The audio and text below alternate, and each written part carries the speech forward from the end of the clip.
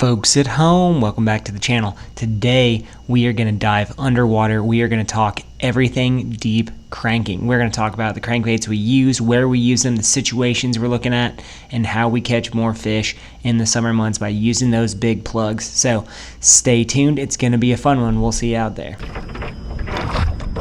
There's one.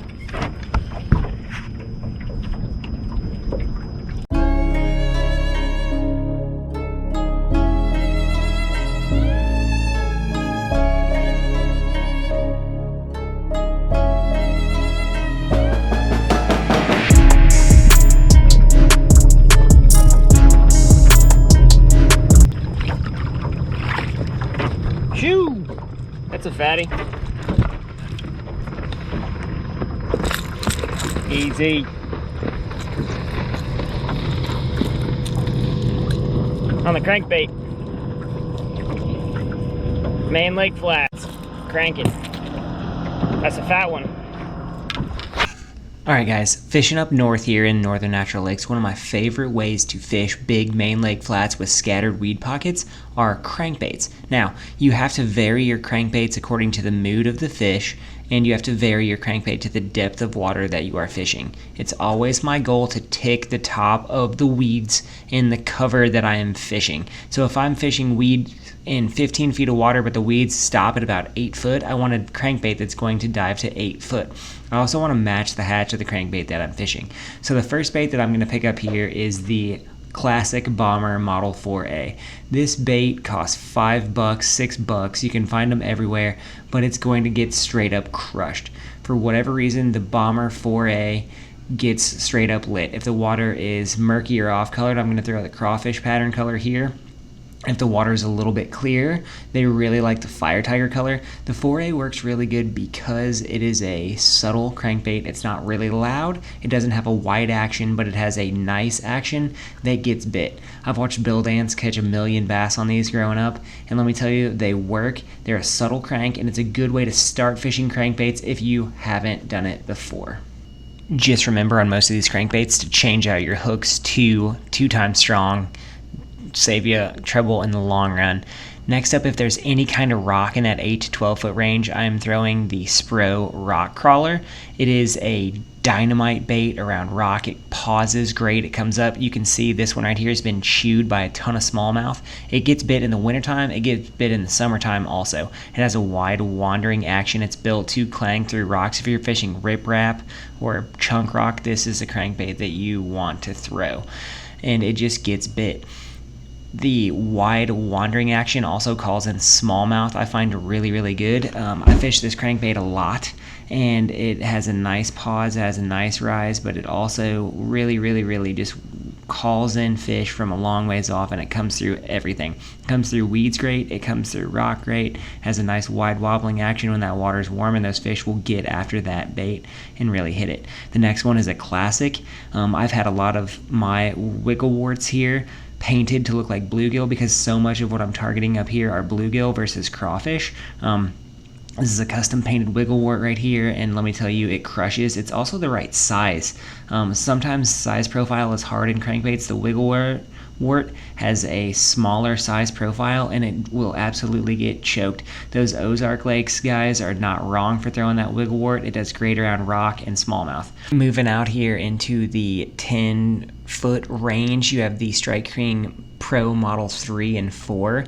These crankbaits are the standard if you're around shad or baitfish. These are the ones you want to throw. They're not too big and overbearing, but they get down to the right depth. Plus they have a nice wide wobble on them, but they're a little bit more subtle than the XD version. They don't have quite as big of kick, and I like that. When fish are really keyed in on baitfish, the Pro Model Strike King crankbait is once again an essential bait. You're going to want to change out those hooks when you get it, but it really is a great crankbait to throw and learn. also comes into play at the 10-foot range is the DT10 from Rapala. I really like to throw this bait on pressured lakes because it is silent. A silent crankbait can't be overstated because a lot of times fish get wary of those crankbaits after they've been burned. If you're catching them on a Model 3, they stop biting, you throw that DT10 in there, you probably catch a few more of them because it's the same pattern and it's the same thing, but it's not making sound. And a lot of times that can mean all of the difference in crankbait. You kind of have to cycle through and to see what the fish want and need. Moving out into that 12-foot range, we have the 3 and 5XD here. This is the standard crankbait for summer cranking. I love this crankbait. It's a very active crankbait. It's got a big wobble and a knock. This is my favorite color, the black and chartreuse here, because of the color water that I fish. It's a big crankbait, but it's not too big. Bass really respond well to this, plus it's a great crankbait to throw when the fish are schooled up. Here it is in Sexy Shad, my close second favorite color to throw it in. And really this bait gets down 12 to 15 feet on a long cast easy.